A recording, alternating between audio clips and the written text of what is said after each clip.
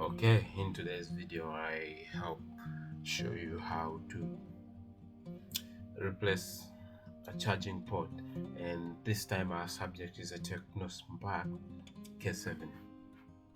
Now I'll just go quick about how you would open this phone. So this phone has screws here, there, all around, and all you need to do is unscrew them. Upon unscrewing them, the next thing is to try to pry it apart. I do not see my prying tool, so I'll improvise.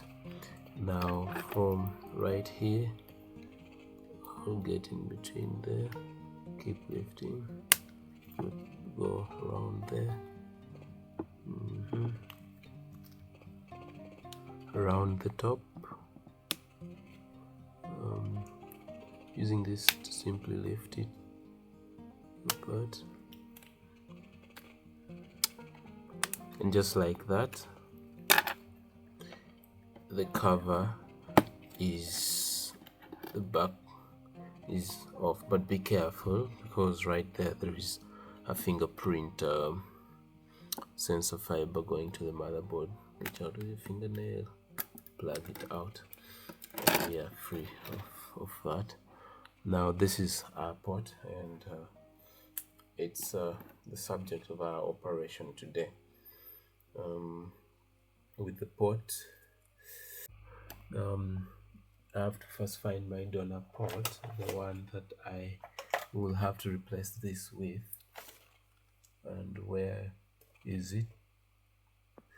Now there it is, right there. So right now our first biggest hurdle is getting rid of the old port. So now this old port,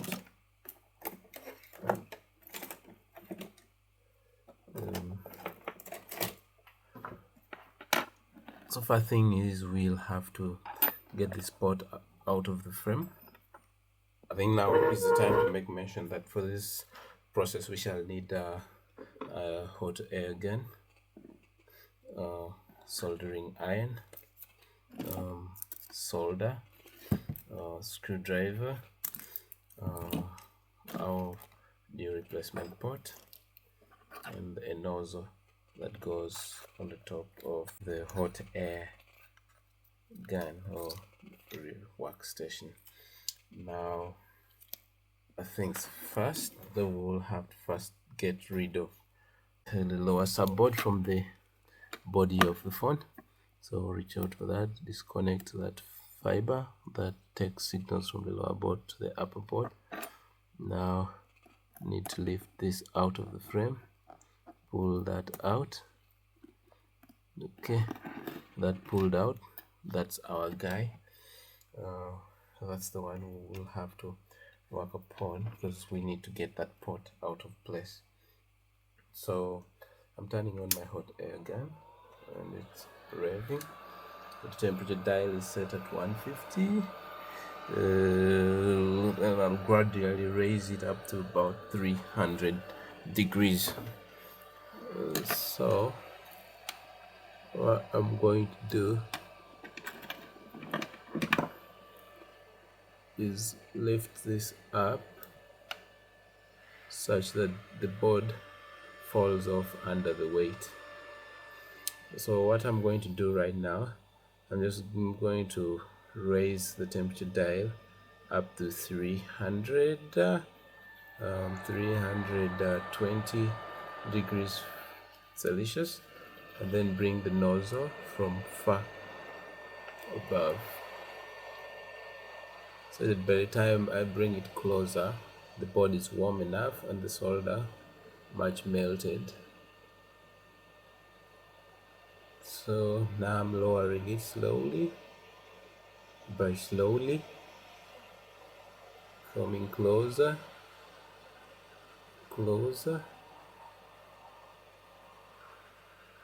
I think at this point you can't even see the port because it's concealed. That's that. So the lower board fell off under the weight of the subboard after the solder points were melted. Now I can put my old pot downside.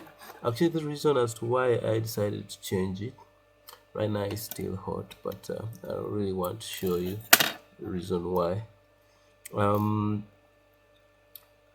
I wanted to flash this phone. It charges well, but the data lines do not communicate with the PC. And if you're to look carefully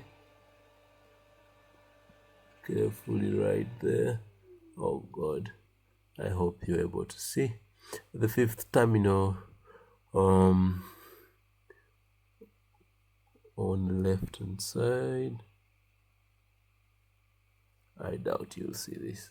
I don't think you'll see this, but just believe me when I say that the leftmost contact point, okay, it is shattered inside. Let me simply say it that way. So right now we are ready to place in the new port into the phone. By phone I mean onto this subboard. So this is the point at which my soldering gun comes in.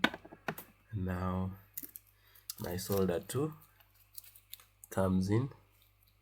So I want to first put some solder at the tip with the soldering gun to wash out the old solder, then shake it off. Okay, now I have to create holes, I have to open up these holes into which the charging port sits, and to do that I will have to first this is off camera anyway. I'll do that to heat it up and then remove the soldering tip quickly and blow with a pulse of air. And there, a hole showed up on that. Next thing, that's out. That's also out. Last one. This one is being stubborn. It's also out. So now, if you look carefully, that is hollow, that is hollow, this is hollow, that's hollow. I do not know whether you're able to see that from here. There, they are hollow and ready to receive the replacement port. So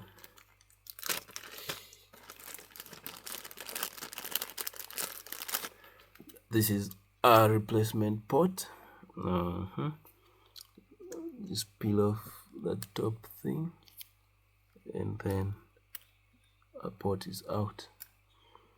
Now this enters into those. Okay, that was upside down. Enters into there. Now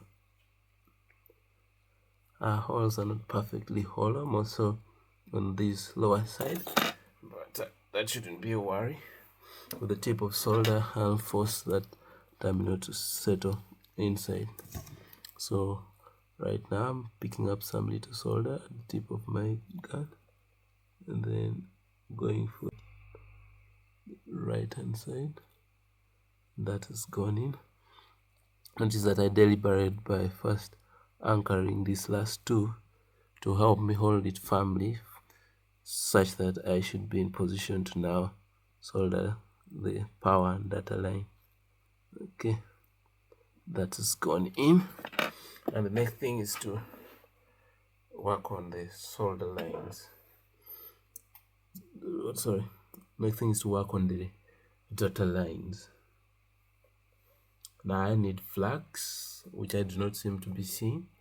Let me find. Okay, I found mine, and mine is right there. I put it in this syringe for precise delivery. Now push it out and apply it at that point that we are going to put a solder. Now I notice this side hasn't settled in perfectly. I'll have to push it much lower. Okay, now with the tip of the soldering iron, I'm going to have to reach out and swab the first terminal to and fro to allow solder from the tip of the soldering iron to coalesce with the terminal of the charging port onto solder point on the motherboard. That is one of the data line, the power line. Then this other extreme one on the opposite end. On the extreme opposite end is another power rail, negative and positive. So those two done with. Then now I'll go for the intermediate terminals. So right now, putting some flux on the tip of the soldering iron and checking it off. Now I'm reaching now for the intermediate ports. I think let me clean off this much better.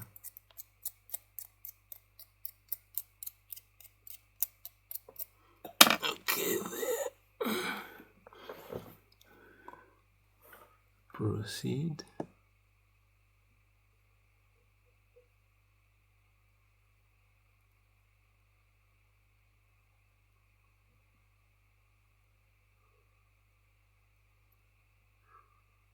Then the next one.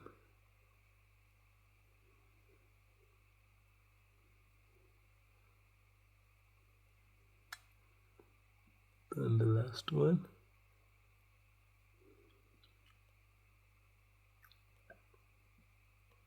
Sub to and fro.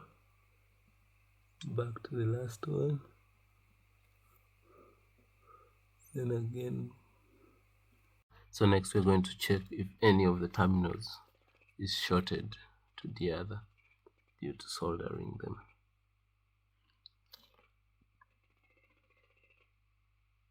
Now the first two are not.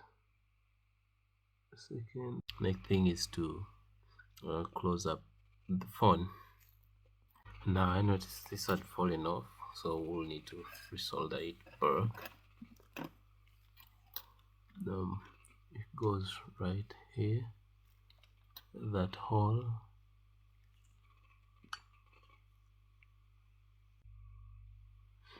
aligns with this dot right there, and then we solder it in place. So right now I'll hold it close by with that aligned.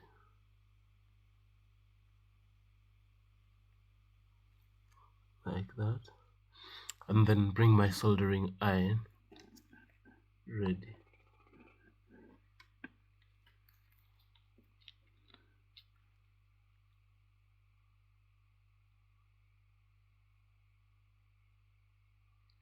Just like that. That one is done for. So we can now proceed to close up the phone.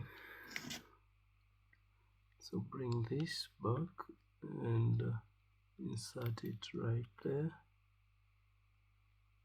Plug in that. This where the thing sits should have been sticky, but it's not. Push that in place like that. That down there, and not forgetting to plug in the coaxial cable right there. Plugged in. Plug that in. Now we'll bring our back cover.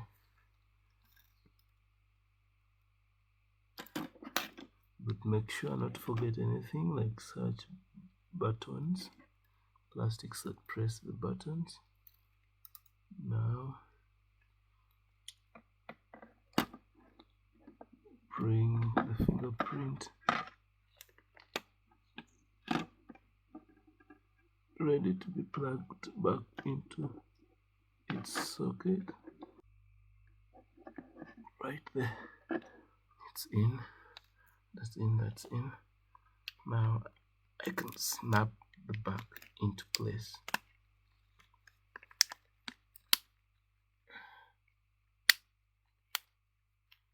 So before we screw it all the way, it sort of has powered on, but I do not want it to power on because I have to flash it. It will just keep getting stuck on that logo. So I'm going to hold volume up and power down button to force it into recovery mode.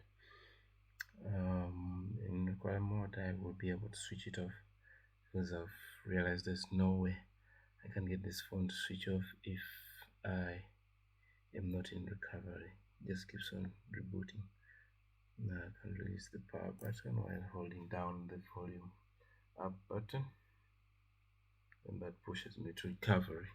So scroll down with the volume down button up to power off, and then hit the power button. So now it's off, and I'm interested in testing whether it is charging. If it is charging, I'm very positive that my data lines will also be reading.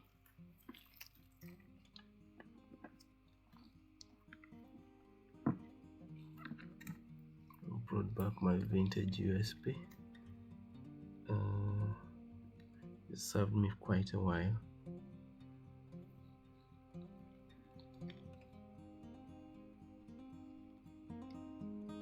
Insert that there. Okay, inserted. Where's the charging icon?